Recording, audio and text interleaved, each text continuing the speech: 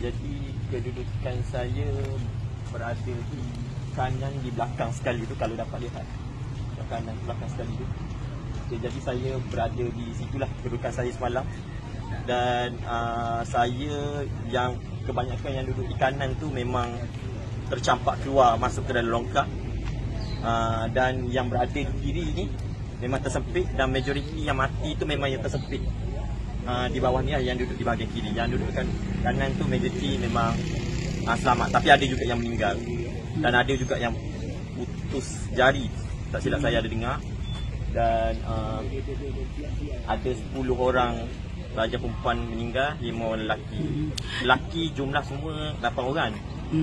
Yang selamat hanya 3 orang saja, termasuk saya. Yang 5 lelaki lagi tu dah meninggal. Jadi hari ni Wafi datang untuk cek barang apa semua okey ke barang-barang? Semua okey, cuma yang hilangnya ada barangan peribadi saya, macam gadget-gadget saya sikit dalam beg saya. Lepas tu yang paling penting sekali IC saya dengan kad bank saya. Itu yang hilang. Memang tak jumpa.